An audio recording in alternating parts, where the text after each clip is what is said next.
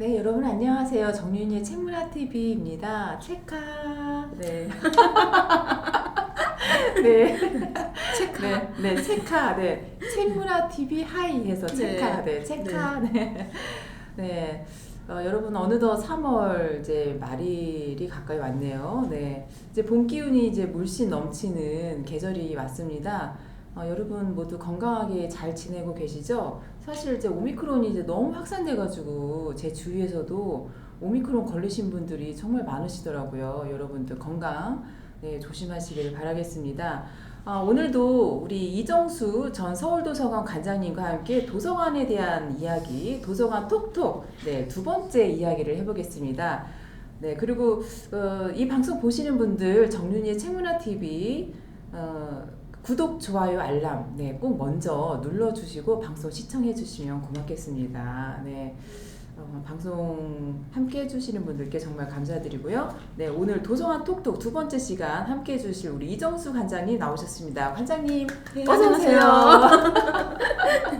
잘 지내셨어요? 네. 관장님 잘 지내셨죠? 네. 즐겁게. 네. 아니 제가 항상 우리 이정수 관장님 뵈면은 항상 즐거워요. 네, 뭔가 이렇게 긍정적인 에너지를 주시는 분. 네. 감사합니다. 네. 서로 마찬가지인 것 같은데 지난해에 이어서. 네, 그렇죠. 지난해에 네네. 이어서. 네. 네. 지난 시간에 우리가 이제 첫 방송으로 3월 16일 날에 첫 방송으로 우리 이정수 관장님과 함께 도서관 톡톡 첫 방송을 했는데요. 네, 많은 분들이 이 방송을 봐주셨더라고요. 네, 제 주변에서도 그렇죠. 인사를 꽤 들었습니다. 아, 그래요? 네. 뭐라고 반응이 좀 어떠세요?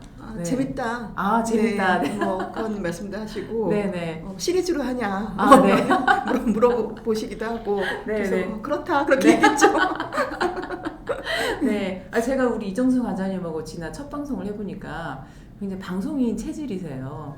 네. 제가 방송까지? 이제는 서울 도서관 관장님도 이제 잘 마무리하셨으니까 이제 방송으로 진출하시죠, 뭐 이제. 일단 정윤이의 책문화TV가 어떻게 되는지 보고 한번 생각을 해보겠습니다. 네, 알겠습니다. 여러분들 우리 이정수 관장님 방송계를 진출하실 수 있도록 이 구독, 좋아요, 알람 꼭 눌러주시고요. 네, 조회수 많이 올려주세요. 네. 우리가 지난 3월 16일 첫 방송을 했어요. 이제 그때는 우리 이정수 관장님께서 지난 5년 정도 서울도서관 관장님으로 일을 하시면서 그동안 어떤 일을 하셨는지 저희가 쭉 들어봤고, 그 다음에 이제 도서관에 대한 이야기 몇 가지 좀 들어봤습니다. 그리고 오늘은 우리 관장님이 이제 우리 서울도서관 관장님으로 계셨을 때 만드신 서울 책보고에 대한 이야기를 해보려고 해요. 서울 책보고를 아마 가보신 분들도 계실 테고 가진 않았지만 이제 서울 책보고가 있다는 거는 알고 계시는 분도 계실 테고 서울 책보고가 뭐야 이런 분도 계실 거예요. 네. 생각보다 또 모르는 분도 계시더라고요. 그렇죠. 네, 맞아요. 네. 그래서 오늘은 우리 이정수 관장님과 함께 서울 책보고에 대한 이야기를 해보도록 하겠습니다. 그리고 서울 책보고와 관련해서 도서관과 서점의 상생 방안에 대해서도 우리 이정수 관장님께 말씀을 한번 들어보도록 하고요. 우리 국내 최초 공공헌책방이라고 해요. 공공헌책방이라고 해요. 서울 책보고가. 그래서 3월 27일에 3주년을 이제 맞았습니다. 이제 며칠 지나긴 했지만요. 그래서 오늘 우리 이정수 관장님과 함께 서울 책보고가 어떻게 탄생을 했고, 그리고 그 의미가 무엇인지 직접 들어보는 시간을 갖도록 하겠습니다. 먼저 관장님, 서울 책보고가 어떤 곳인지 말씀해 주시면 좋을 것 같아요. 서울 책보고는 서울시에서 운영하는 공공헌책방. 이제 그 전에는 그런 말이 없었는데 서울 책보고가 만들어지면서 책보고의 성격을 공공헌책방이다 이렇게 규정을 했고요. 대한민국 최초. 우리 이제 최초 이런 거 좋아하잖아요.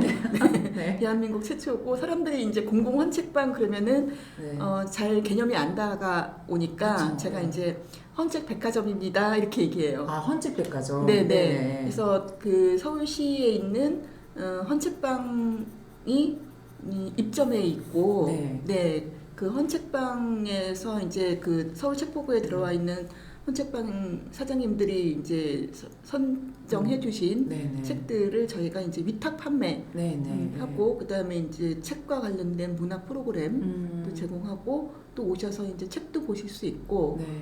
그리고 거기가 또 하나의 특징이 그 대한민국에서 나오는 모든 독립 출판물은 네네. 다 거기서 한번 이제 다 가지고 있어요. 아. 판매는 하지 않지만 네네. 그거를 네. 이제 볼 수 있기 때문에 전시를 책이란 해서. 게 네네. 책이라는 게 이렇게도 만드는구나. 네네. 굉장히 다양한 독립 출판물이 있거든요. 그쵸. 또 젊은 네. 친구들이 좋아하고. 네, 맞아요. 젊은 친구들이 네. 정말 좋아해요. 독립 네, 네. 출판물. 네. 그래서 거기는 일단은 헌책방 하면은 굉장히 이렇게 책이 막 쌓여 있고 먼지 있고 막 이런 거를 떠올리는데 네네. 굉장히 세련되고 또 오셔서 아시겠지만 네네. 철골 그 그쵸. 책벌레 지나가는 그 터널 같은 그런 네네.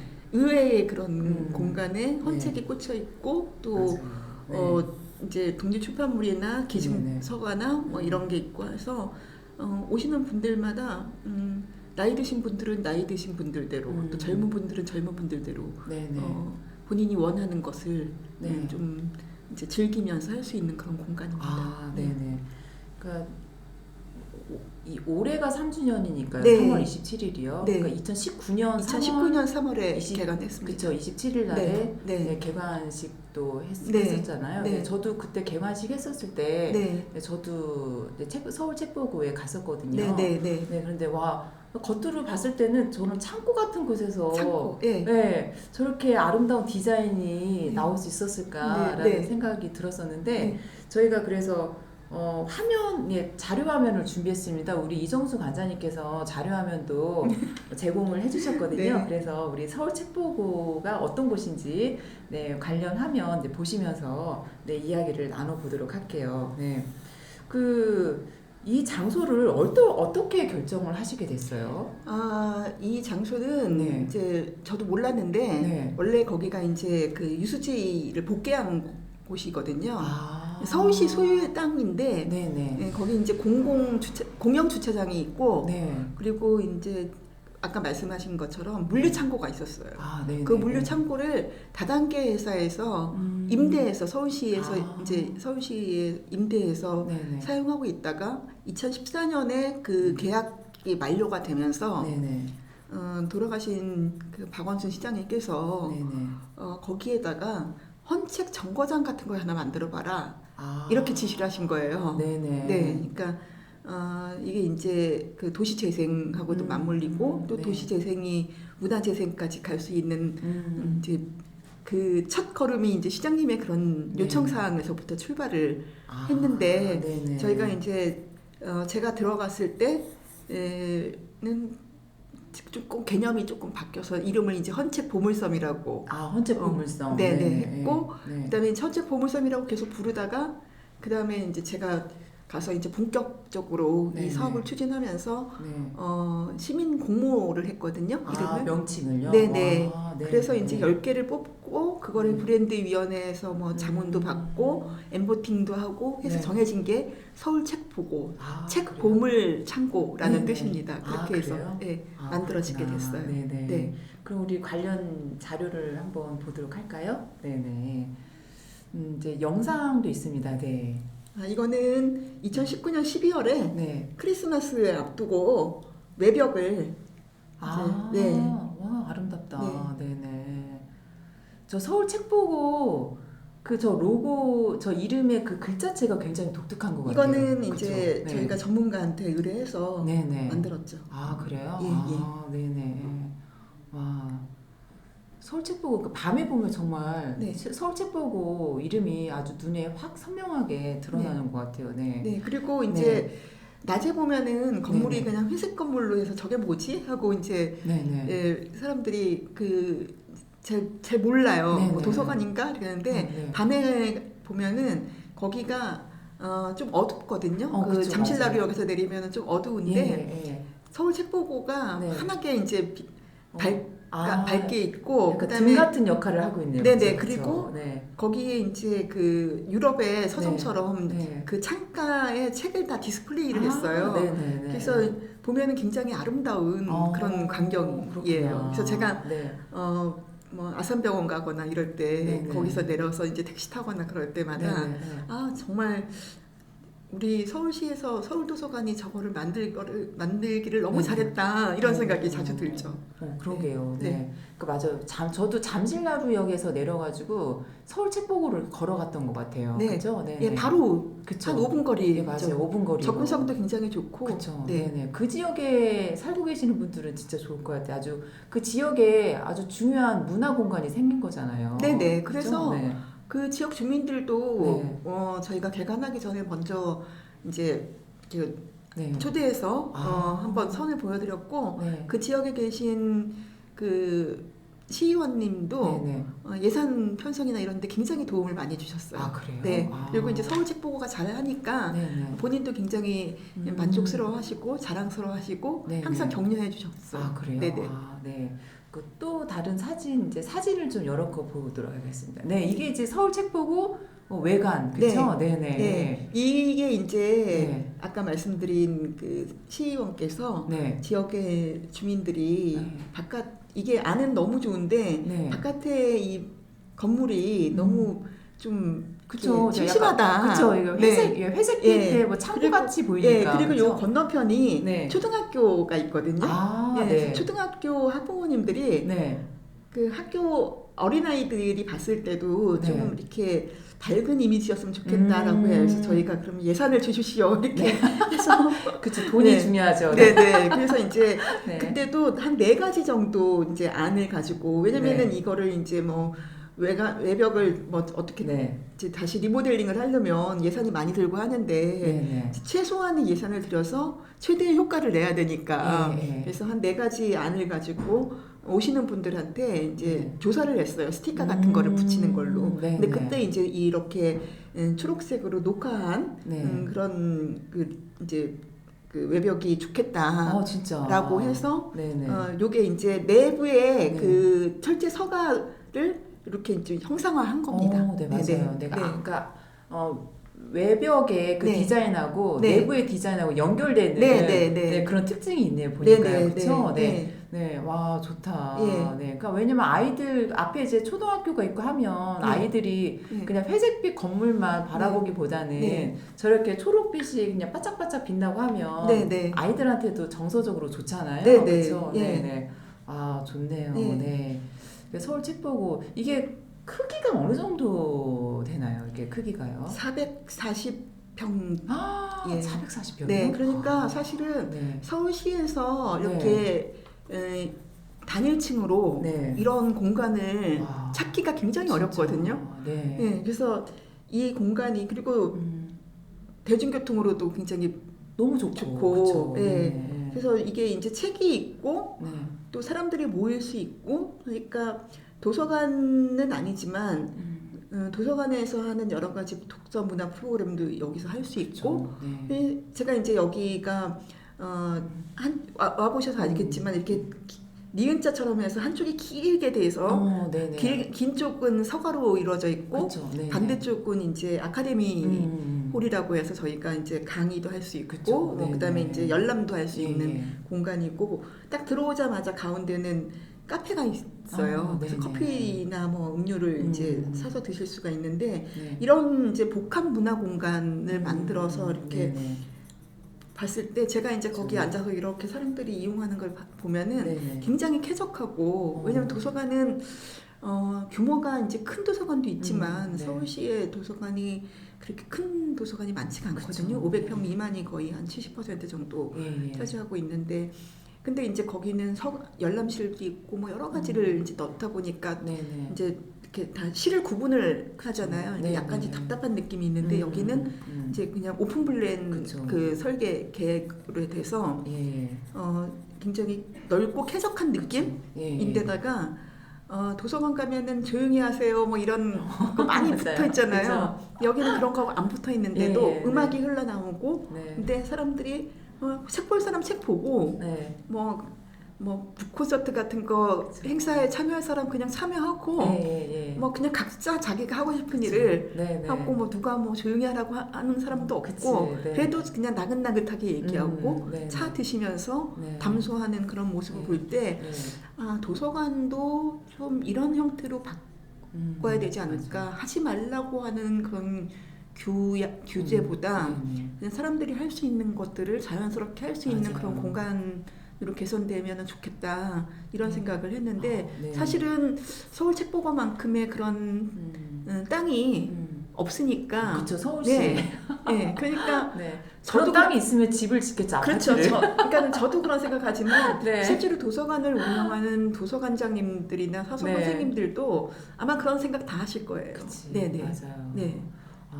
사실 또 이제 저희가 또 이미지를 또 보여드릴 텐데 사실 이런 공간이 서울에 사실은 어떻게 보면은 이제 지금 서울책보고는 어떻게 보면 서울의 동쪽에 있는 거잖아요. 네네. 동쪽의 남쪽, 그렇죠? 네, 동남쪽이라고 되나요? 그렇죠. 그렇죠.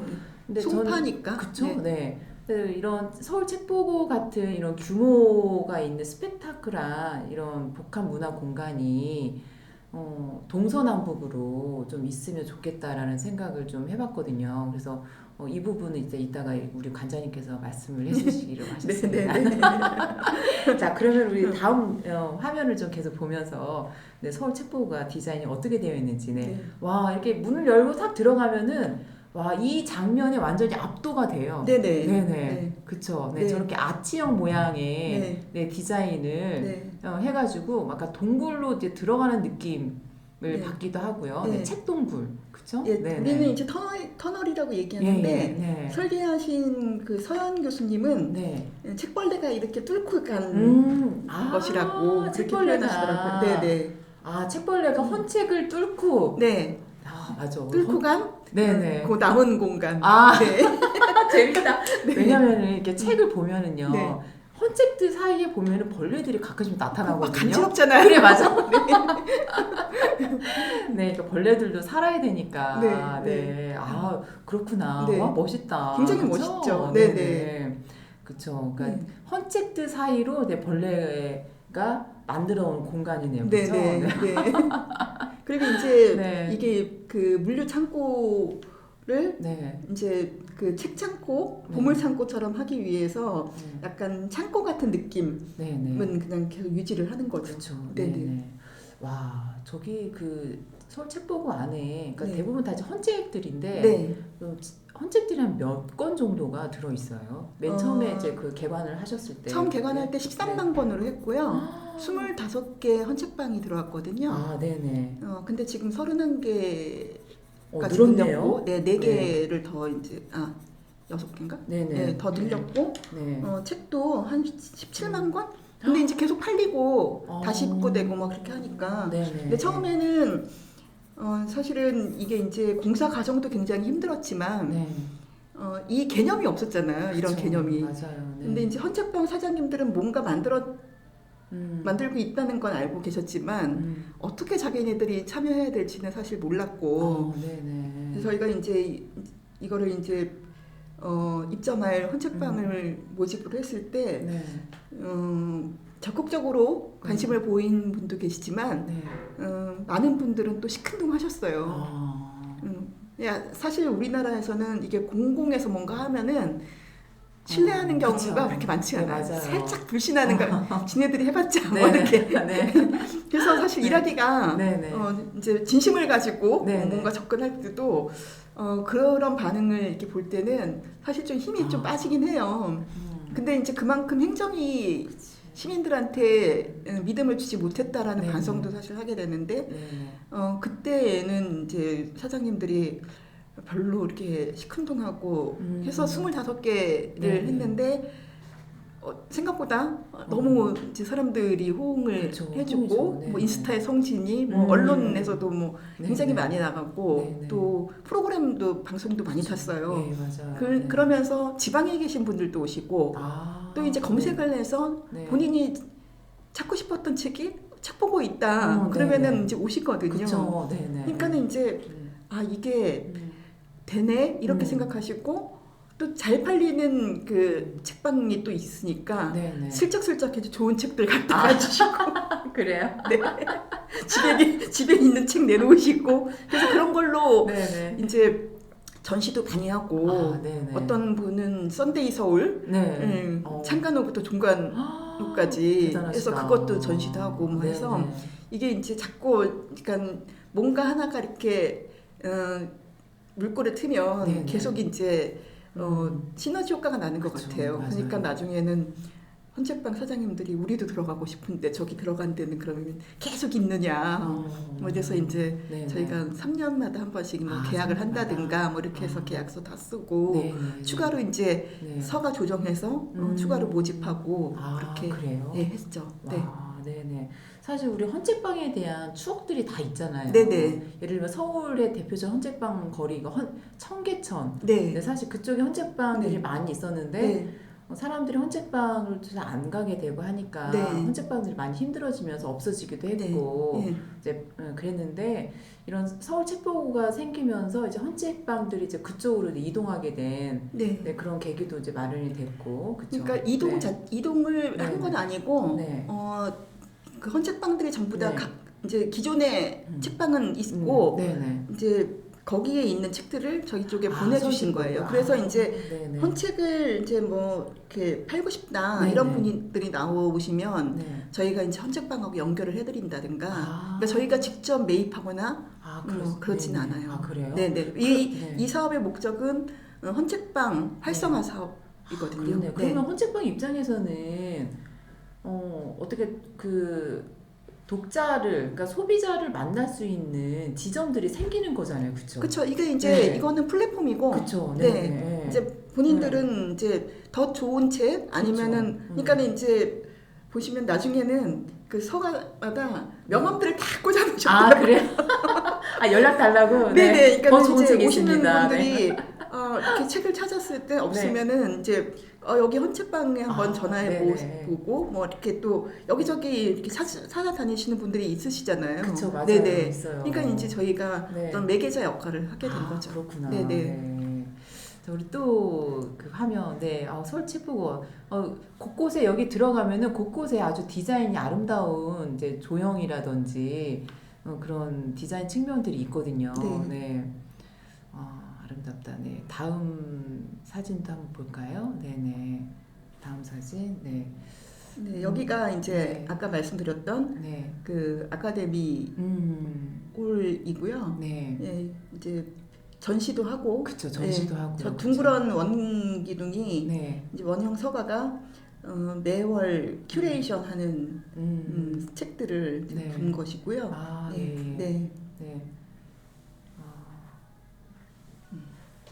사실 그러니까 이 공간에 가면은 헌책방이라는 느낌보다는 어떤 도서관에 온 그런 느낌이 들어요. 그래서 그쵸. 사람들이 이제 처음에는 헌책방이라는 서울 도서관이 헌책방을 한다 이렇게 소문이 잘못 나가지고 엄청 욕을 먹었거든요. 그렇죠. 도서관이 헌책방까지 먹어? 그런 거잖아요. 이제 출판하시는 분들은 또 헌책 싫어하시잖아요. 그러니까 작가도 싫어하시고 왜냐면 저작권 문제가 발생하니까.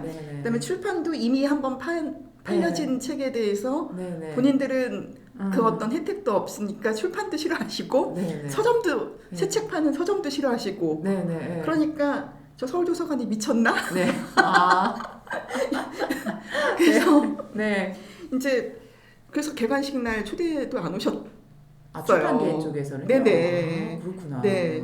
왜냐면 오고 싶지만 헌책방인데 거기 가서 괜히 욕먹는 거 아닌가 뭐 이런 생각도 하신 것 같아요. 제가 잘은 모르겠지만. 근데 안 오셨는데 나중에 이제 궁금하시니까 한 번씩 이렇게 오시겠죠. 와보시고 그냥 혼자 다녀가시고 이런 분들이 꽤 많이 계셨어요. 그래서 다녀오시고 나서 뭐 칼럼도 쓰신 분들도 계시고 그런데 저한테 이제 피드백을 어떻게 주셨냐면 생각보다 참 괜찮다.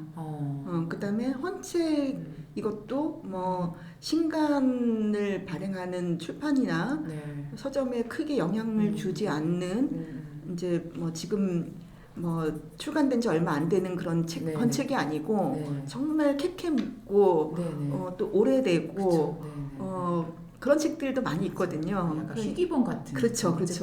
굉장히 그러니까 이제 보물창고라고 하는 말이 맞는 거죠. 예. 그러니까 이제 그런 책들이 있으니까 사실 그런 거는 또 시장에서 또 필요한 기능이잖아요.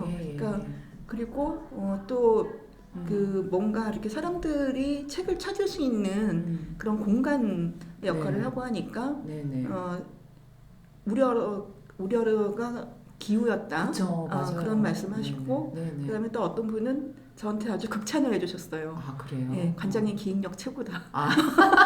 근데 뭐 이건 저 혼자 한 건 아니고요. 네, 이제 저도 뭐 이미 정해져 있는 사업을 받아서 이제 하면서 사실 고생은 많이 했지만 우리 담당자들하고 또 서점에 계신 분들이나 이렇게 자문 많이 구하고 하면서 같이 만들어서 사실 이게 이제 서울시의 10대 뉴스까지 선정이 됐잖아요. 그냥 개인적으로 굉장히 보람이 되고 또 서울도서관도 그냥 시 안에서 서울시 안에서도 그냥 약간 정적인 그냥 뭐 기존의 도서 대출이나 하고 그런 기관 이렇게 이제 인식하고 계신 분들이 이 대다수였는데 도서관에서 뭔가 작품 하나 만들었나 보다. 저렇게 10대 뉴스까지 되고 맨날 언론에 나가면은 서울시는 아침 저녁으로 그 기사 브리핑을 해서 포탈에 올려주거든요. 이제 책 보고 그 기사가 많이 올라오고 하니까 뭐 인사도 좀 다른 과장님이나 국장님들한테 많이 듣고 그래서 뭐 개인적으로든 우리 기관으로든 굉장히 보람된 사업이었죠.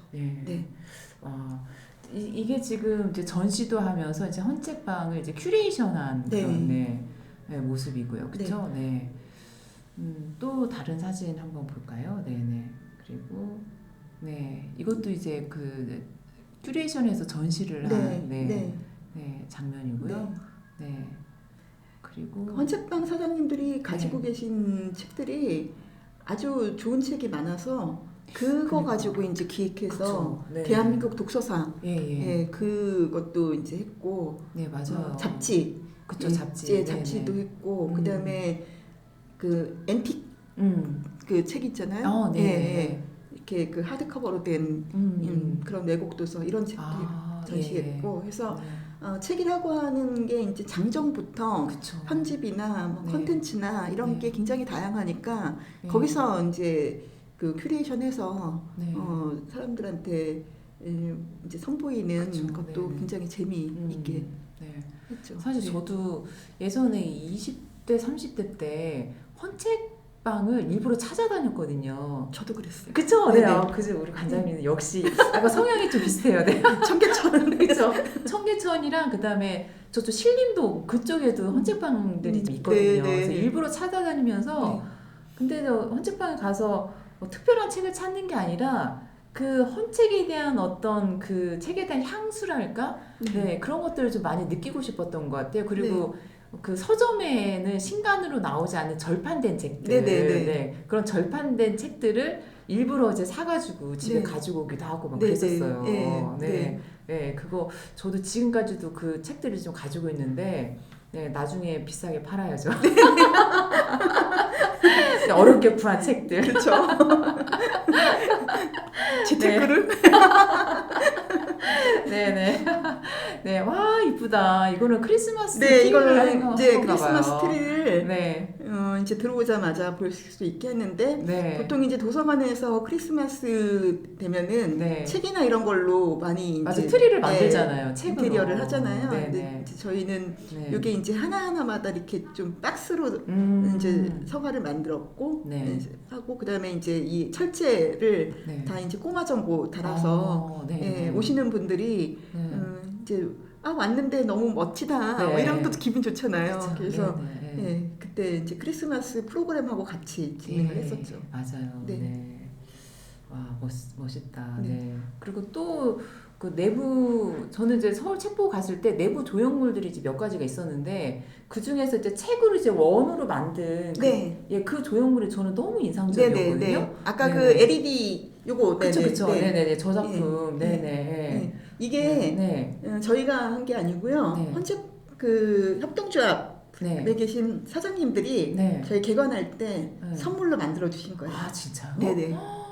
어떻게 저런 멋진 작품을 만들 수 있었어요? 그러니까 대단하시다. 사실 저는 이제 도서관 운영이든 서울책보고든 아니면 어떤 사업이든 할 때 누군가는 뭐 이 일을 하기 위해서 끌어가는 사람이 있지만 사실은 이런 선의의 마음들이 모여져서 나온 결과는 실패하지 않는다라는 생각을 많이 하고 있는데 이 서울책보고도 헌책방 사장님들의 적극적인 협조가 없었다면 이렇게까지 시민들의 사랑을 받기는 어렵거든요. 그리고 굉장히 순박하시고 너무너무 좋으세요. 헌책방 사장님들이. 그리고 그 헌책방을 수십 년 동안 하셨기 때문에 이게 책에 대한 애정도 엄청 많으시고 너무너무 좋으죠. 그리고 좋은 책을 사실 사서보다 더 잘하세요. 제가 사실 그 헌책방이 점점 사라져 가잖아요. 그게 너무 안타까워서 이분들이 이제 돌아가시거나 아니면은 헌책방을 이제 사업을 접거나 뭐 이러면은 사실 젊은 사람들이 헌책방을 한다 할 수도 있겠지만 또 맥락이 다르잖아요. 그래서 그때 이제 그 2020년도에 그 서울책보고 개관 1주년이 됐을 때 너무 안타까웠어요. 코로나19 때문에 큰 행사를 못하고 그때 어차피 우리가 행사를 못할 것 같으면 이거를 그 헌책방 사장님들 얘기를 좀 담아내는 책을 하나 만들어 보자. 그래서 보고라고 하는 그 기록물을 하나 만들었어요. 보고? 네네. 그래요? 그래서 잘하셨네요. 그게 이제 책을 만들어서 저희 쪽에 이제 입점에 있는 헌책방 사장님들의 얘기를 거기다 다 싣고 그다음에 이제 지금 위탁 운영하고 있는 분들 얘기, 그다음에 뭐 또 사업에 관여했던 분들 얘기 이런 얘기들을 좀 해서 하나 그냥 이제 기념 그 도서를 하나 만들어냈죠. 그렇죠. 왜냐면 그게 어떻게 보면은 이제 그 우리 문화의 소중한 기록물일 수가 있잖아요. 그렇죠? 근데 이제 그분들이 이제 연세가 계속 들어가시고 그리고 이제 헌책방을 이어가실 수도 있고 안 이어가실 수도 있는데 이제 그렇게 기록을 함으로써 이제 후대에서 우리 다음 세대들이 이제 그 기록을 보면서 그때는 이렇게 헌책방 이렇게 운영을 했었구나 이런 마음이었구나 이런 부분들을 알 수 있으니까 기록이 되게 중요한 것 같아요. 근데 이제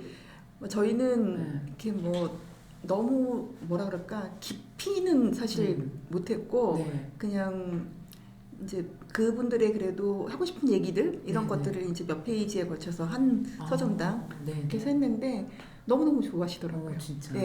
본인들의 얘기를 들어준 적이 별로 없으니까. 맞아요. 우리 사회가 주로 이제 강자들의 입장만 듣지. 어떻게 보면은 문화에서도 사실 이 책과 관련한 사람들의 이야기는 사람들이 많이 들을 생각을 안 하죠. 중요하다고 생각을 하지도 않고.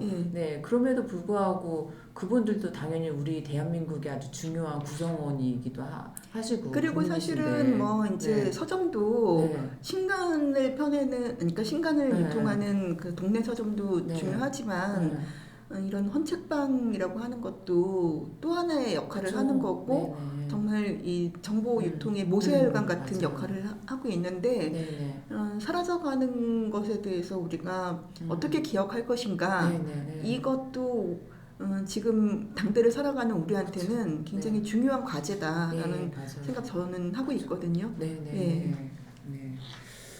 사실 이 서울책보고가 문을 열기까지가 쉽지 않았을 것 같아요. 그렇죠? 2019년 3월 27일에 개관을 짠 하고 아주 멋지게 했는데 그 개관하기까지가 순탄하지가 않았을 것 같은데 어떤 어려움이 있으셨어요? 사실 제가 이제 2017년 1월 2일자로 들어갔는데 저한테 이제 그 전임 관장님 때부터 진행됐던 큰 사업들이 몇 가지가 있었어요. 근데 그 중에 하나가 이제 이 서울 책보고였는데 이게 원래 아까 제가 이제 2014년에 이 계약이 끝났다고 말씀드렸잖아요. 다단계 판매 그 회사.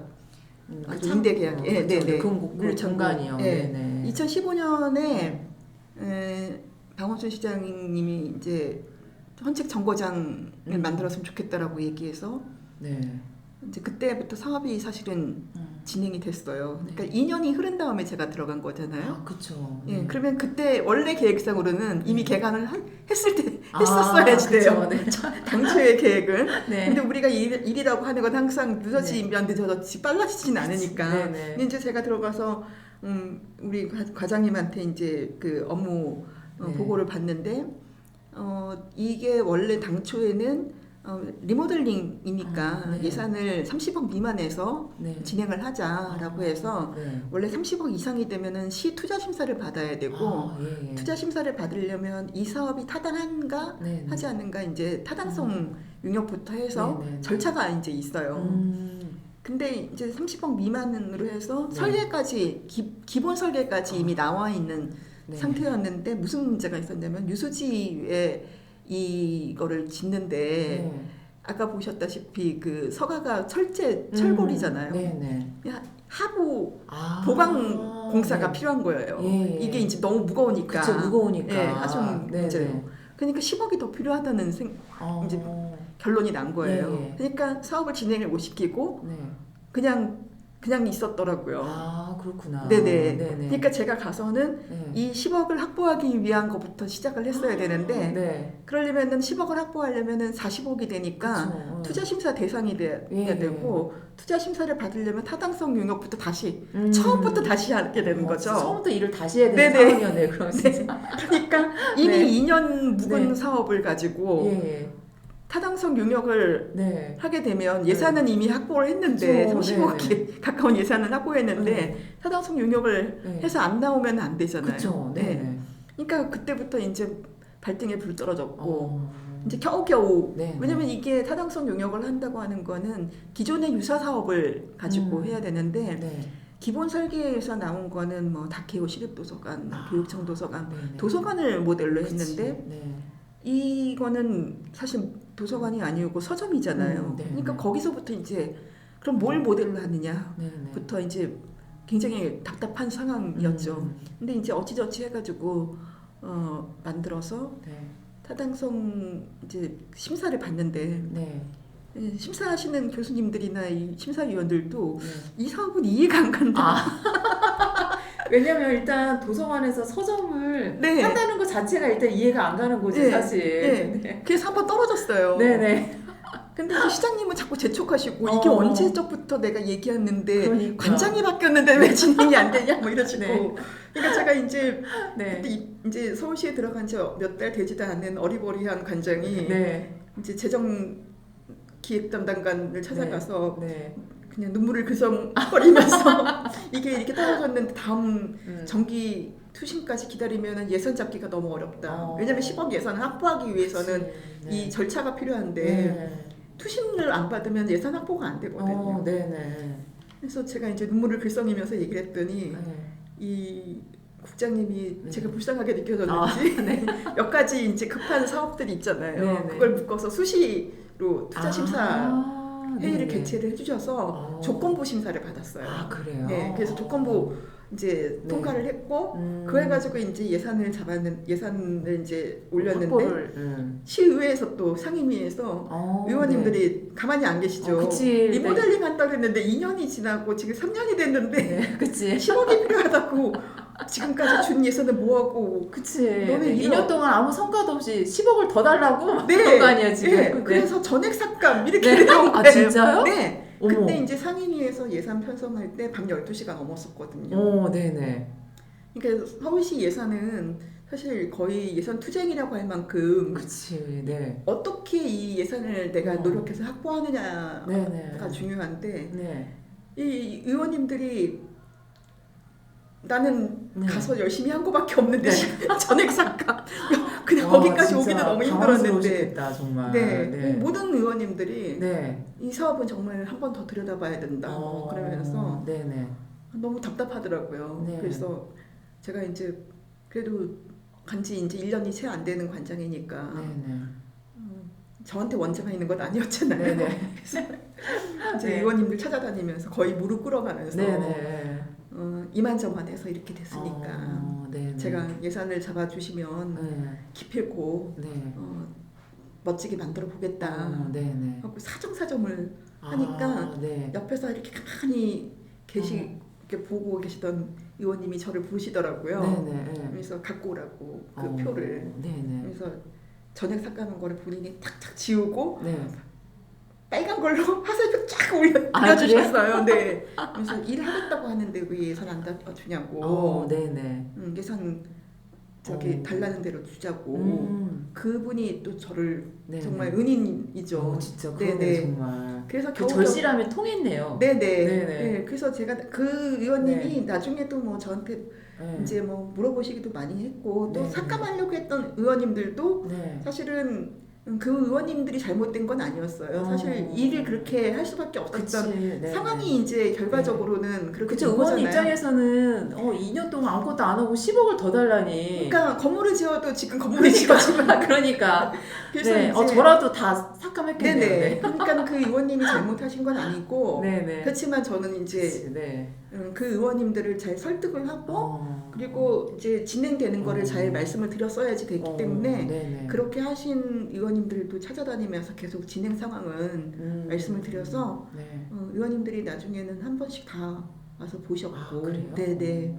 그래서 이제 공사하는데도 사실 또 어려웠죠.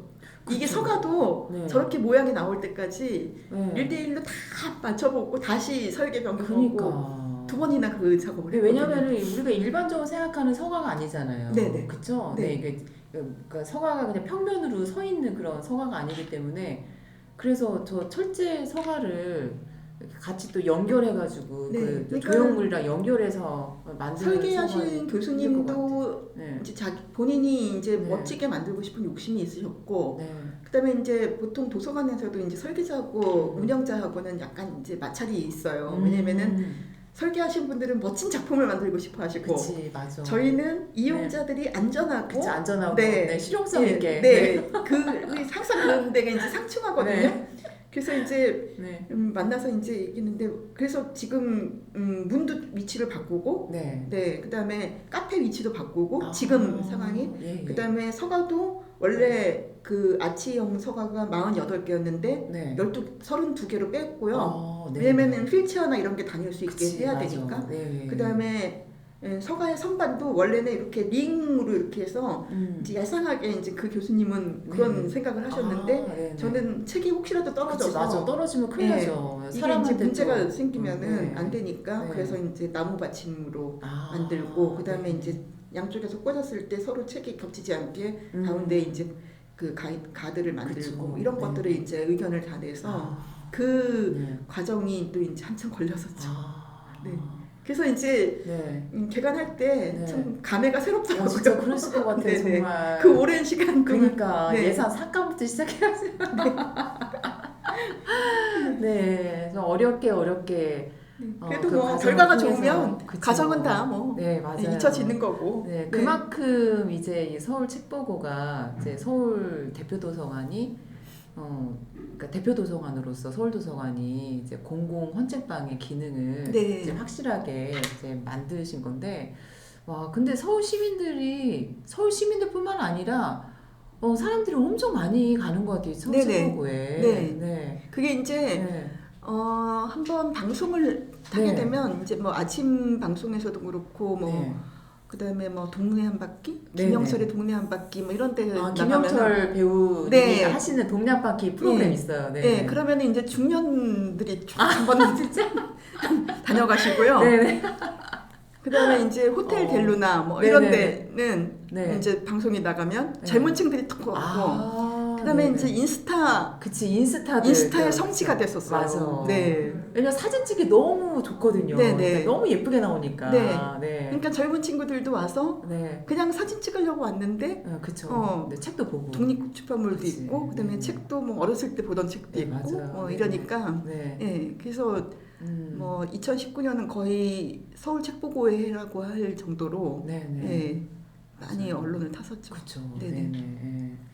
지금 이제 공공 헌책방으로 그 역할을 하고 있는데 맨 처음에는 25개 헌책방이 네. 입점을 했고 지금은 이제 31개 서점이 입점을 했다고 하니까 네. 계속 헌책방들의 관심이 많은 거네요. 이 서울책보고에. 그렇죠? 네. 네, 그렇죠. 네네. 그러면 입점을 하게 되면은 그런 헌책방들은 어떤 뭐 비용을 내거나 그런 거예요? 그런 건 없고요. 네. 이제 책을 갖다 주시면 네. 저희가 책 판매를 하면 10% 수수료 떼고 그리고 나머지는 다 다시 돌려드리거든요. 그러니까 10%는 저희가 그 이제 카드나 이런 거를 네. 수수료나 하면 수수료를 그렇죠. 떼고 그다음에 이제 뭐 아르바이트나 그쵸. 뭐 이런 인건비나 관리비가 좀 있어야 관리할 때. 근데 이제 뭐 책이 3,000원이면 300원 떼고 드리니까. 아, 그렇구나. 네. 헌책을 좀 비싸게 팔아야 되겠네요. 그죠? 처음에는 헌책을 사람들이 이제 생각을 못 하시고 왜 똑같은 책인데 책값이 다르냐 뭐 이런 민원도 들어왔어요. 아, 네네. 네. 그래요? 네, 그래서 제가 그건 헌책이니까 그치, 맞아. 헌책이니까. 출판 연도에 따라서 다르고 그다음에 책 상태에 따라서 다르고 그리고 그거는 온전하게 헌책방 사장님들의 몫이지 우리 몫이 아니다. 네. 근데 이제 뭐 저희 쪽에 이제 뭐 이렇게 들어오면은 저희가 이렇게 답변해 주면 되는데 뭐 본부장님이나 시의 다른 분들한테 이제 뭐 그런 얘기들을 이제 하시면은 잘 모르시잖아요. 그치, 이런 잘 모르시니까. 그러니까 제가 이제 그런 또 내부에서는 또 제가 이제 자꾸 뭐 상황을 자꾸 말씀드려서 이해를 시키고 그런 과정이 좀 필요했었죠. 네네. 사실 도서관에서 헌책방을 운영한다는 게 이게 매칭이 사실 잘 안 되는 상황이잖아요. 네네. 그런데 서울 책보고를 이제 만드셔가지고 이렇게 헌책방에 입점을 해서 지금까지 이제 3년 됐는데 너무 잘 운영이 되고 있습니다. 네. 근데 운영하시는 분들의 반응이 어떨지도 궁금해요. 그러니까 지금 헌책방의 입장도 궁금하고 그다음에 서울 도서관은 또 어떤지, 그다음 시민들의 반응이라든지, 이런 것들을 한번 이렇게 좀 말씀해 주시면 좋을 것 같아요. 헌책방 사장님들은 들어와 계신 그 입점에 있는 헌책방 사장님들은 굉장히 좋아하시고, 근데 이제 헌책방에 따라서 매출이나 이런 건 좀 차이가 나요. 헌책방에 따라서. 그러니까 그거는 이제 뭐 책 성격도 좀 영향을 미칠 수 있을 것 같고 또 저는 이제 잘 모르겠는데 거기 운영하는 우리 대표님 백민철 대표님 얘기를 들어보면 헌책방 사장님들이 오셔서 이제 그 당신이 이제 맡고 있는 서가나 이런 데를 이제 책을 한번 사람들이 보면은 막 흩어지니까 잘 찾을 수 있게 이제 정리를 한번 싹 하고 가면은 그 다음에 또 매출이 또 오르고 뭐 이런다는 거예요. 그러니까 헌책방 사장님들만의 어떤 노하우가 있는 것 같은데 그것까지 잘 모르겠고 아무튼 헌책방 사장님들은 그런 대로 시가 어떤 지원 사업을 보통 할 때 지속성이 사실 없잖아요. 근데 이 공간이 만들어짐으로 해서 좀 이제 실질적인 도움이 되고 그다음에 이제 헌책방의 어떤 역할이나 이런 게 이제 사회적인 역할이나 이런 거에 대해서도 좀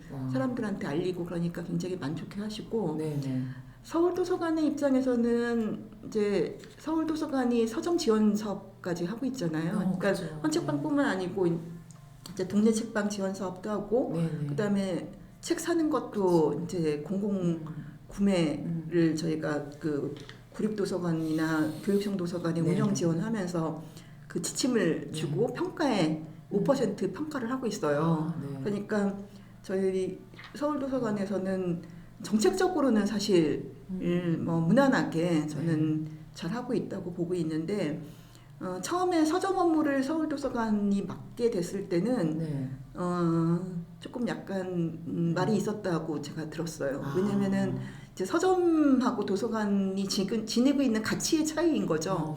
똑같이 책을 이제 그 유통시키고 사람들한테 제공하는 역할을 하지만 우리는 공공성에 기반을 하고 있는 거고 서점은 뭐 공공성보다는 아무래도 이제 문화 상품이고 매출이라고 하는 게 이제 다 항상 이제 같이 가는 거니까 그게 이제 그 도서관 성격에 위배된다 이런 걸로 이제 좀 약간의 저항이 있었다고 제가 들었는데 네. 제가 갔을 때는 이미 뭐 정해져 있었던 거고요. 오히려 저는 서울도서관이 이 네. 서점이나 뭐 헌책방 지원 사업이나 이걸 하면서 도서관이 하길 잘했구나라는 생각을 하게 됐어요. 왜냐하면 아까도 뭐 말씀하셨지만 서울 책보고가 이제 굉장히 성공을 하니까 시장님부터 시에서 어떤 얘기가 있었냐면 서울 책보고 같은 거 권역에 하나씩 다 만들어 봅시다. 아, 서울시에? 네네. 아, 무게 권역에 하나씩 다 만들어 봅시다. 뭐 이런 예. 얘기를 했는데 제가 네. 그때 정말 외람되게도 네네. 시장님께 요즘 외람되게도 이게 네, 이슈였잖아요. 네네. 외람되오나. 제가 그 순간 외람이가 됐죠. 네, 외람되오나. 네. 시장님하고 이제 회의를 할 때 네. 시장님 좀 말씀하셔서 시장님 그 권역으로 그렇게 안 되는 건 좋은데 네. 헌책을 다루는 책보고는 그냥 서울 책보고 송파에 있는 거 하나만 하고 나머지는 다른 아이템을 좀 발굴해서 하는 거가 좋겠습니다. 이렇게 네네. 말씀을 드렸어요. 네네. 그랬더니 시장님이 왜요? 이러는 거예요. 그러니까 네. 시장님은 이제 책이면 다 좋은 거고 그렇게 생각하시는데 왜 헌책이 안 되는 거예요? 이렇게 네. 해서 제가 이제 그때 책문화 생태계 이 말씀을 다 말씀해 드렸어요. 주셨어요. 네. 이게 서로 상생하고 균형을 가지고 가야지 되는데 네네. 헌책 시장이 이렇게 서울시에서 활성화가 되게 네네. 되면 민간 영역에도 이제 사실 영향을 좀 미치는 거고 네네. 그다음에 새로운 출판, 새로운 도서 출판, 서점 이런 쪽에도 균형을 이제 유지하는데 어떤 네네. 영향을 미칠지 사실 네네. 잘 모르는 상태에서 네. 좀 다양성이 확보가 되면 좋겠다 이렇게 말씀을 드렸는데 네. 저는 사실은 그렇게 직설적으로 말씀드릴 때는 저도 용기가 필요하잖아요. 네네. 아무리 말씀을 잘 들어주시는 시장님이어도. 네네. 근데 이제 시장님은 굉장히 열려 있으신 분이어서 금방 이해하시더라고요. 그래요? 또 그런 문제가 있겠군요. 그렇지만 시민들이 좋아하니까 네네. 이런 거를 한 번 더 구상을 해봐요. 이렇게 말씀을 하셨어요. 그래요? 네, 그래서 도서관이 있기 때문에 그런 거를 다 전반적인 맥락을 생각하고 생태계에 대한 상생하고 지속 가능한 거를 고민을 할 수 있는 거지. 만약에 도서관 따로, 서점 뭐 따로 이렇게 되어 있으면 네네. 이거는 좀 잘 되면은 또 우리는 막 퍼뜨리잖아요. 그렇게 갈 수도 있겠구나라는 생각을 해서 이거는 도서관이 한 것이 오히려 잘했다. 저는 좀 그런 생각을 많이 했어요. 네네. 우리 관장님께서 말씀하실 때 이제 시장님은 고 박원순 시장님이시죠, 그렇죠? 네, 박원순 시장님께서 이 헌책 정거장을 좀 만들자 이런 제안을 먼저 하셨고, 그렇죠? 네, 그 2년 동안 이렇게 이게 실행이 잘 안 되다가 우리 이정수 관장님께서 서울도서관 관장님으로 이제 가시게 되면서 본격적으로 서울 책보고 예산도 이제 따시고 그리고 이제 본격적으로 서울 책보고가 개관하기까지 이제 엄청나게 노력을 하셨죠. 그 이제 사업 첫 2년은 준비하고 뭐 설계하고 그 정도였는데 이제 설계가 너무 잘 나온 게 문제가 된 거죠. 그러니까 설계도 너무 잘 나왔어. 네네. 그러니까 예산이 더 필요했고. 그렇죠. 네네. 그 3년간 보니까 언론에 보니까 뭐 43만 명 다녀갔다고 하더라고요. 와, 제가 보니까 우리나라 국민들뿐만 아니라 관광객들도 많이 왔다 가는 것 같아요. 보니까. 그렇죠. 일본의 NHK 뭐 아리랑 TV 뭐 이런 데서 방송도 하고 해서 이게 관광 명소이기도 한 것 같아요. 맞아요. 그러니까 우리 예를 들면은 그 일본에 그 동경에 가면 진보초 가듯이 이제 서울에 가면은 옛날에 헌책방 그 청계천 그 헌책방 거리도 이제 가겠지만 지금 이제 여기 서울 책보고에 와가지고 구경도 하고 책도 사고 그런 것 같아요. 그 인스타그램이라는 미디어가 그렇죠. 영향력이 큰 것 같아요. 국경이 없잖아요. 그렇죠. 맞아요. 전 세계 사람들이 일단은 이렇게 사진 잘 나오는 곳에 네. 가기를 다 바라고 있으니까 네. 가고 싶어 하기도 하고. 네. 네. 그 돌아가신 그 박원순 시장님도 네. 외국에 나가서 사례 발표할 때 서울 책보고 사례를 또 말씀도 하시기도 하셨어요. 네, 그래서 이게 도시재생, 문화재생 아주 성공적인 사례다. 그러니까. 네. 왜냐면 이렇게 도시에는 이게 아기자기하게 이런 공간들도 필요하지만은 약간 스펙타클한 그런 공간도 필요하거든요. 뭔가 이렇게 압도하는 그런 공간들. 이제 그런 자원들이 이제 관광 자원이 되기도 하고. 그러니까 사실 이 서울 책보고가 건물을 지으면은 보통 우리가 땅값까지 해가지고 뭐 500억도 사실 뭐 부족할 경우가 많은데 이거는 40억이 채 안 들었어요. 그러니까 37억 진짜 가지고 이 사업을 적은 돈으로 거든요. 정말 큰 성과를 본 거죠, 사실은. 그런 거 생각하면 사실 430억 이상의 효과를 거둔 거죠. 그쵸. 그 지난 2년 동안은 코로나였기 때문에 사실 서울 책보고에 사람들이 좀 가는 게 좀 쉽지 않았을 텐데 좀 어땠어요? 뭐 다른 방식으로 하기도 하고 그랬나요? 그렇죠. 이제 저희가 그 이제 2019년 1년은 뭐 거의 많은 사람들이 오셨는데 20년부터는 너무 안타깝게 정말 성장하다가 꺾인 거잖아요. 그래서 그때는 이제 그 온라인 그 판매 플랫폼을 나중에 만들었고요. 아, 그래요? 네네. 왜냐면은 이제 검색을 했는데 책이 서울 책보고에 있는데 판매를 하면은 이게 이제 우편으로 뭐 해야 하든가 뭔가 해야 되는데 이제 그런 규정도 없고 뭐 어떤 툴도 없으니까 온라인 판매 플랫폼을 나중에 만들었고 이제 처음에는 그렇게 오래 갈 줄 모르고 좀 이제 비대면 뭐 이런 고민만 하다가 이게 장기화될 때 이제 그런 거를 조치를 취했고 그다음에 이제 프로그램은 다 비대면으로 유튜브나 이런 걸로 했고요. 그다음에 이제 우리 그 지금 위탁 운영하고 있는 백민철 대표가 굉장히 열심히 하세요. 아, 맞아요. 그러니까 열심히 하시더라고요. 웹진도 만들고 그러니까 직원 한 열 몇 명 데리고 별거 다 하는데 뭐 이제 블라인드 이제 판매해서 이렇게 포장도 직접 가내수공업처럼 다 해요, 직원들이. 와, 대단하다. 근데 굉장히 예쁘게 만들고 그래서 이제 그 내용만 이제 설명만 있으면 그거 가지고 이제 온라인으로 이제 사람들이 사가기도 하고요. 그다음에 절기문고. 그래서 입춘이면 입춘과 관련된 책들 그래서 포장해가지고 이제 옛날 그 달력이 이렇게 숫자만 이렇게 나온 30일 그 포장을 만들어서 어머 진짜. 그다음에 이제 생년문고 저희 부모님도 그 달력 되게 좋아하시는데 생년문고 그래서 뭐 이제 예를 들면은 뭐 1990년이다 그러면 90년에 있었던 어떤 그 나온 책 이나 이런 거를 이제 그 포장을 해가지고 또 판매하고 그러니까 이제 판매 이벤트를 자꾸 만들어서 사람들의 관심을 계속 갖게 하고 굉장히 이제 그런 거는 소소하게도 재미있기도 하지만 그걸 사서 선물도 할 수 있고 그렇게 해서 계속 이제 뭔가를 만들어내더라고요. 그래서 2년 동안 고생 많이 했죠. 진짜 코로나 시대에 다들 힘든 상황이었고 그랬는데 그럼에도 불구하고 서울 책보고가 이제 대면에서 비대면 비즈니스로 많이 바꾸고 해서 그렇죠. 그 책보고에서 만든 웹진도 내용이 참 재미있는 게 많이 있어요. 그런 것 같아요. 그 서울 책보고를 그러면은 서울의 다른 지역에는 아직 없는 건가요? 그러면 관장님 그러면? 지금 그 구로구에 그 고척 돔구장 있잖아요. 고척 돔구장. 지하 1층에 아트 책보고 서울 아트 책보고를 지금 공사가 아마 한참 진행되고 있을 거예요.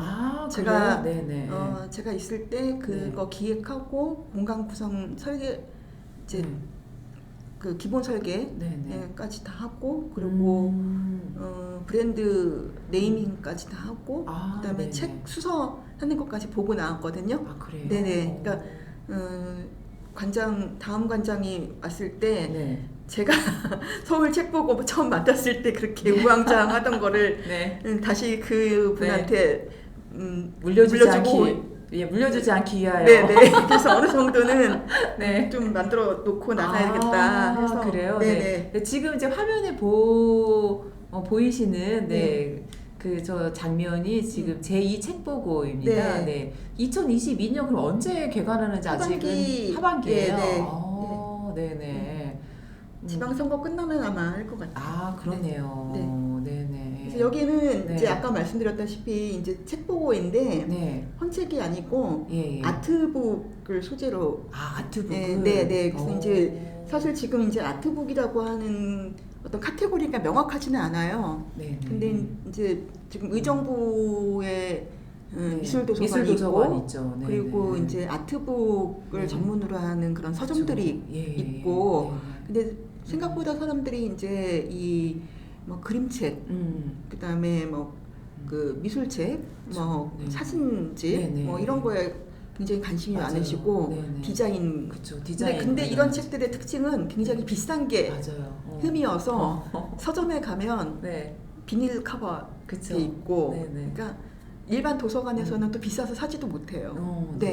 그래서 이제 이거를 그 구로구에다가 서울 책보고를 이제 만드는 걸로, 여긴 또 이제 지금 비어 있는 공간을 저희가 하는 거거든요. 여기도 예산 40억 정도밖에 안 들어요. 근데 이제 이거를 다시 하게 됐을 때 서울 책보고를 만들었던 경험이 있고, 그러니까 사실 그게 굉장히 도움이 많이 됐어요. 우리 담당 사서가 그러니까 행정직들은 다 이제 순환보직돼서 다 떠났지만 그 친구하고 저는 계속 남아 있으니까 둘이 맨날 머리를 맞대고 그랬고, 그 친구가 지방에 그 뭐 아트북 서점이나 이런 데까지 계속 본인이 이제 휴일이면 다니면서 연구하고 이렇게 하고, 이제 나중에는 이제 팀을 만들었죠. 전선이 필요하고, 그다음에 이제 수서도 해야 되고 뭐 가구 뭐 이런 것도 필요하니까 몇 명 팀을 만들어서 이제 계속 이제 회의도 하고 했는데,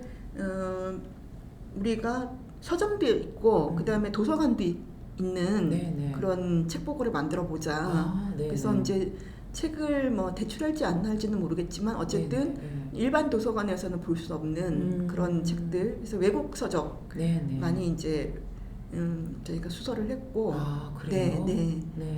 그러니까 보통 이제 그림책 도서관 같은 것도 많이 있지만 그냥 일반적인 이제 그림책 이제 다른 그 어린이 열람실에서 볼 수 있는 그런 책들도 있고 뭐 하니까 조금 다르게 만들어 보자. 도서관이지만 도서관의 틀을 넘어서는 도서관 만들고, 그다음에 그런 거를 서점이 이제 판매나 마케팅으로 영향이 이제 연결될 수 있는 서점 코너도 만들고, 그다음에 이제 큐레이션, 행사, 그다음에 이제 갤러리. 있어요. 왜냐면 아트북이니까 원화도 있을 수 있고 전시도 하고 그렇죠. 그리고 저는 이제 이게 도서관에서 그 전부터 사실 뭐 시도를 좀 하다가 말곤 했는데, 이 도서 그 북커버 디자인 하시는 분들, 그런 분들도 사실 굉장히 많고 젊은 분들이 많이 하는데, 그분들이 이렇게 고정적으로 이렇게 잡을 가지고 일하시는 분들이 없잖아요. 대부분 이제 프리랜서들이 많으시죠. 그래서 그런 분들한테 어떤 기회를 좀 주고 싶은 그런 생각을 많이 했었거든요. 그래서 도서관이 출판하고 서점하고 연계해서 하게 되면 사실 도서관이 기존에 도서를 이제 대출하고 뭐 사람들한테 뭐 문화 프로그램을 만들고 이런 걸 떠나서 창조하고 협력하고 더 이렇게 발전할 수 있는, 왜냐면 공적 영역에서 지원할 수 있는 그런 힘이 있으니까. 맞아요. 저는 좀 저는 사실 서울도서관장으로 그런 일은 못했지만 도서관이 조금 더 발전한다면 그런 거에 조금 더 기꺼이 해서 지금 출판하고 서점 뭐 그다음에 도서관은 약간 결이 같으면서도 약간의 그런 뭐 저작권 문제랄지 뭐 공공대출권 문제랄지 약간 갈등 그런 요소들이 조금씩 이제 잠재되어 있잖아요. 근데 이제 그런 거는 그런 거고 서로 협력해서 뭔가 더 이렇게 좀 뛰어넘을 수 있는 그런 구조가 되면 좋겠다, 이런 생각 항상 하고 있습니다.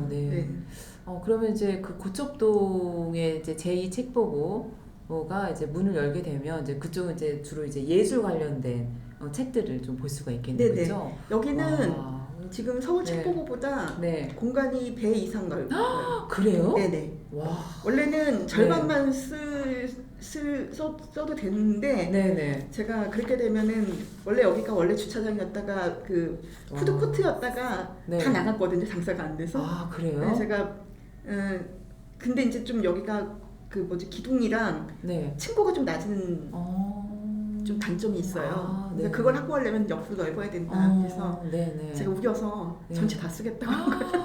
와 지금 서울 책보고가 아까 한 440평 정도 네. 된다고 말씀하셨으니까 1000평. 그 거의 1000평 정도 네. 되는 와 진짜 대단한 공간이 나오겠네 진짜. 근데 이제 기대됩니다 운영이 진짜. 네. 잘 돼야 되는데 사실 조금 어려운 면도 있어요. 고척 네. 도움하고 협력해야 될 게. 그러네요. 네네. 네네. 왜냐면 경기도 거기는 경기해야 그쵸. 되고, 예. 예, 우리는 이제 네. 여기 공간을 운영해야 돼서 네.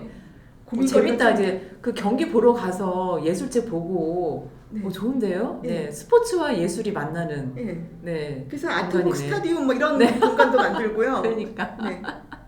사실 네. 이 도서관이나 네. 이 책과 관련된 네. 일은 굉장히 창의적이고 재밌어요. 맞아요. 네. 모든 영역을 다 할 수 있어요, 사실. 네네, 맞습니다. 그렇죠? 네, 네. 오, 좋다. 네. 그러면은 거기 경기하다 경기 선수들도 이 공간에 와서 뭐 세리머니도 하고 뭐 그래서 축제도 제가 하고. 사실은 네. 처음에 기획할 때 네. 야구 선수들 음. 이렇게 좀 옷도 좀 기증받고 그러니까. 뭔가 좀 특성을 살려서 좀 하고 싶은 욕심이 있었는데 네. 안 준다고 하더라고요. 왜냐면은 그거는 그거대로 또 가치가 있으니까. 또 얼마나 비싸겠어요. 그러니까요. 서로 가져가려고 그래. 네네. 네. 욕심껏 안 돼요.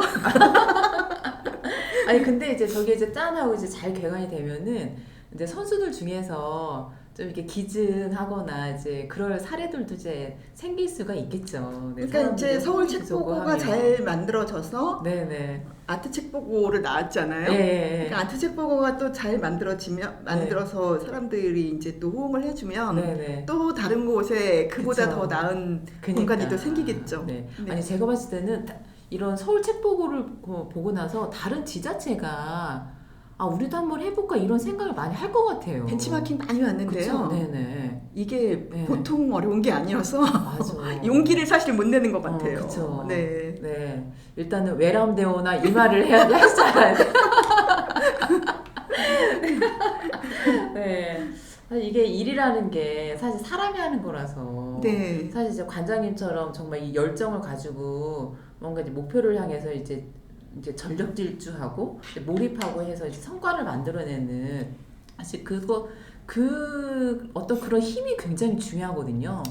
네. 그러니까는 네. 이제 제가 항상 얘기하는데 네.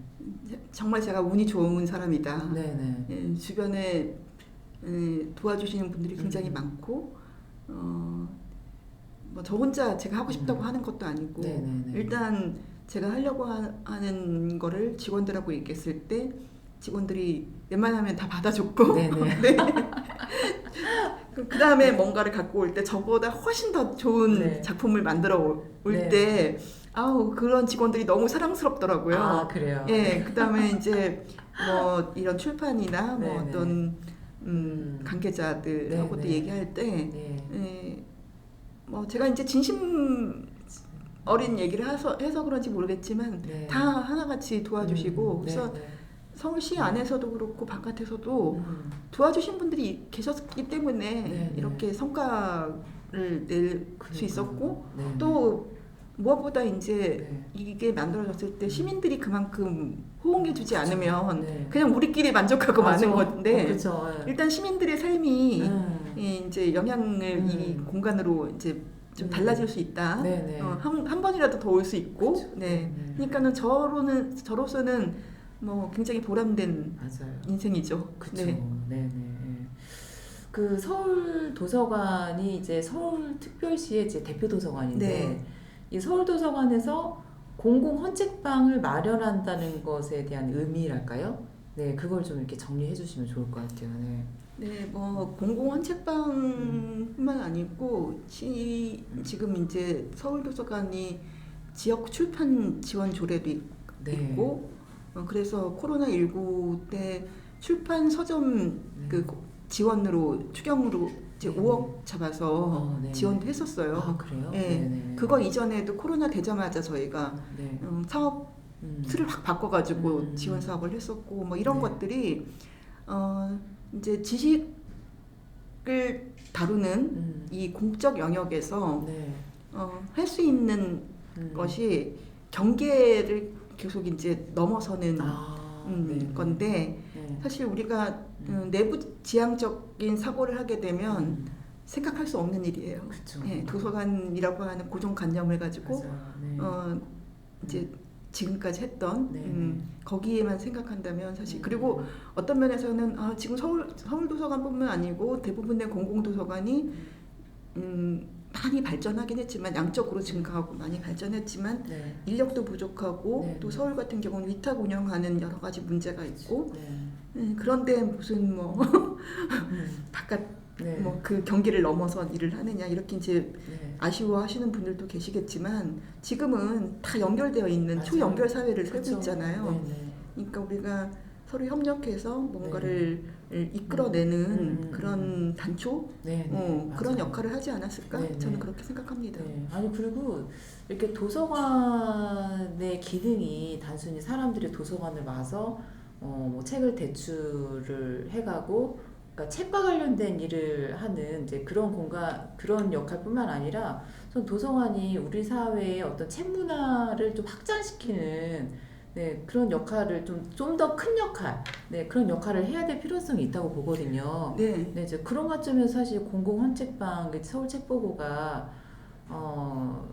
책 문화를 좀 확장시키는 역할을 하지 않았나라는 생각이 들어요. 일단 사람들이 책에 대해서 굉장히 좋은 감정을 갖게 되잖아요, 일단. 그렇죠. 그래서 저는 이제 서울책보고하고 뭐 이제 서점 지원 사업, 서울항 책방 이런 사업도 하잖아요. 그런 걸 하면서 제가 아까도 말씀드렸다시피 책문화 생태계의 전반적인 상생, 균형, 발전, 지속 가능성 이런 거를 생각할 때 서울시가 이렇게 하면 중앙정부도 이런 차원에서 접근해야 되는 거 아닌가?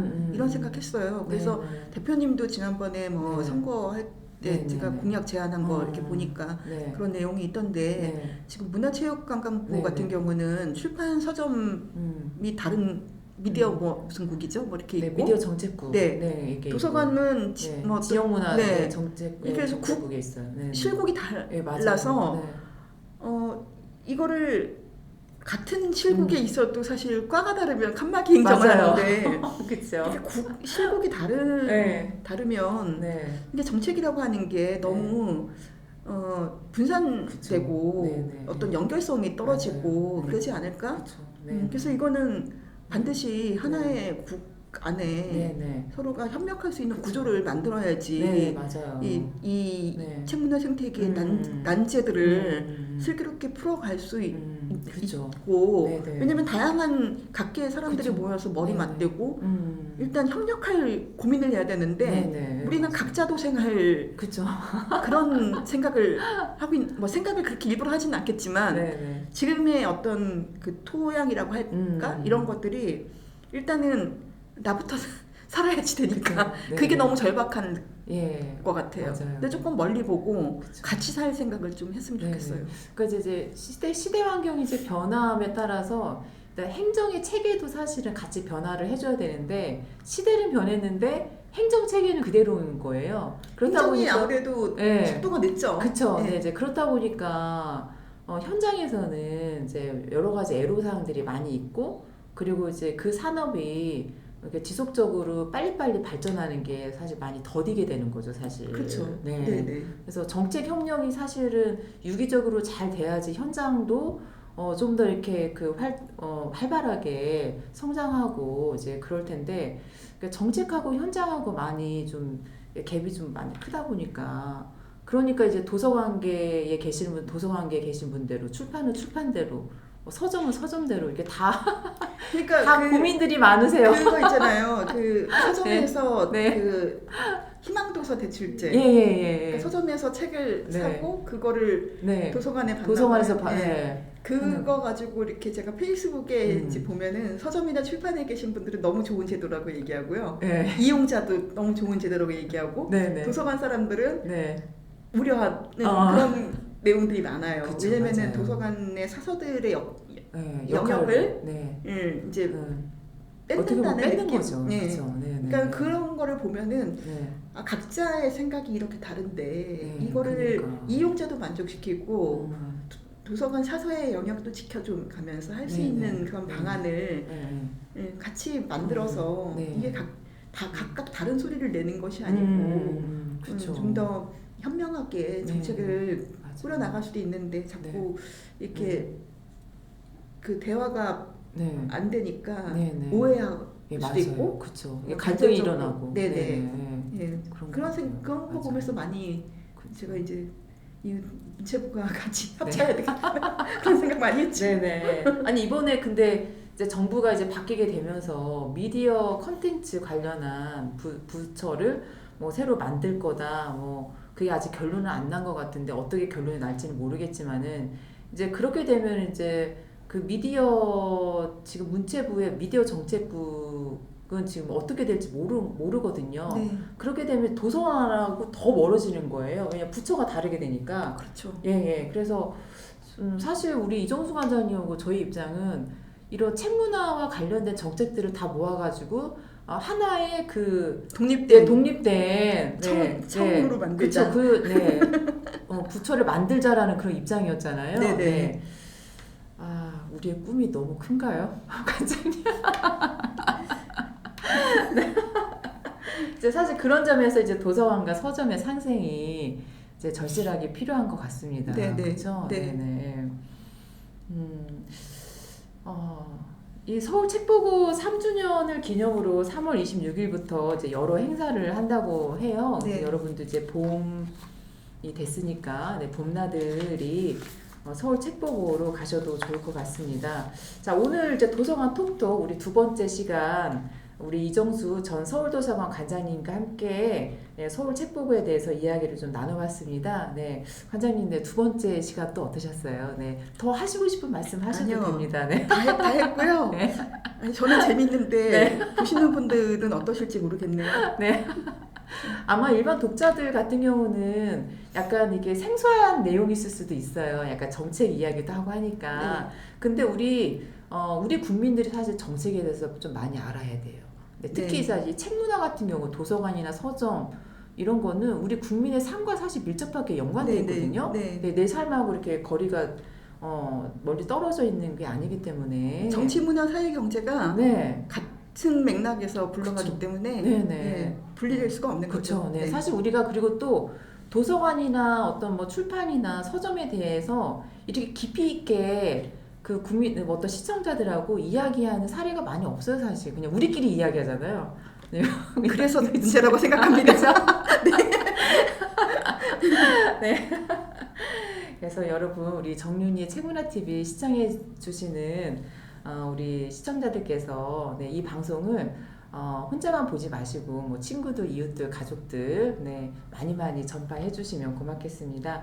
관장님 그럼 다음 방송에서 또 재미난 도서관 이야기를 하도록 하죠. 저희 다음 주제는 저희가 따로 또 정하기로 해요. 자, 여러분 정윤이의 책문화 TV 구독, 좋아요, 알람 꼭 눌러주시고요. 책 한 권 들고 봄나들이 하기 아주 좋은 날씨입니다. 여러분 책문화 TV와 함께 여러분들 독서 생활 하시면 어떨까요? 저는 다음 방송에서 뵙겠습니다. 오늘 이정수 관장님과 함께했습니다. 감사합니다, 여러분. 감사합니다. 책카.